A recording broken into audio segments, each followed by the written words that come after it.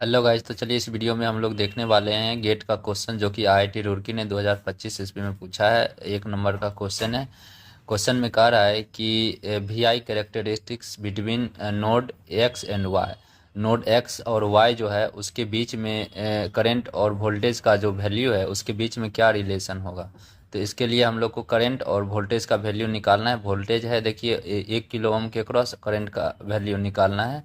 आई x Y का value निकालना है। तो सबसे पहले देखिए हम लोग इस नोड पे केसीएल लगाएंगे तो आई एक्स बराबर क्या हो जाएगा 1 एम्पियर प्लस आई। तो आई बराबर क्या हो जाएगा आई एक्स वाई माइनस 1। तो यहाँ पे केसीएल लगाएंगे तो क्या हो जाएगा आई बराबर आई एक्स वाई माइनस 1। अब भी एक्स का वैल्यू निकालने के लिए आई इंटू 1 किलो ओम हो जाएगा। तो आई इंटू आर यानी कि आई का वैल्यू आई एक्स क्या आया आई एक्स माइनस आई एक्स वाई माइनस 1। तो आई एक्स वाई माइनस 1 इंटू क्या हो जाएगा 1 किलो ओम यानी 1,000। तो इसको सॉल्व आउट करेंगे तो 1,000 आई एक्स वाई माइनस 1,000 हो जाएगा। अब यहाँ पे दो केस बनता है। केस वन में क्या है कि एक बार हम करंट को क्या करेंगे 0 लेंगे और एक बार 1 लेंगे वैल्यू।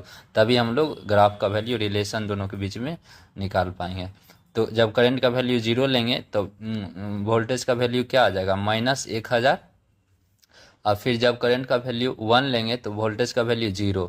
यानी कि करंट बढ़ रहा है तो वोल्टेज का वैल्यू भी बढ़ रहा है। तो देखिए किस ग्राफ में, इस ग्राफ में तो कांस्टेंट है, क्या है करंट कांस्टेंट है, वोल्टेज बढ़ रहा है, तो ये ग्राफ नहीं होगा, ये ऑप्शन नहीं होगा। बी में क्या कर रहा है कि देखिए करंट का वैल्यू भी बढ़ रहा है तो वोल्टेज का भी वैल्यू बढ़ रहा है, तो ये तो हो सकता है। अब देखते हैं इसमें सी में देखिए दोनों कॉन्स्टेंटली बढ़ रहा है, तो ये नहीं है, यहाँ पे कॉन्स्टेंटली नहीं बढ़ रहा है दोनों, ठीक है।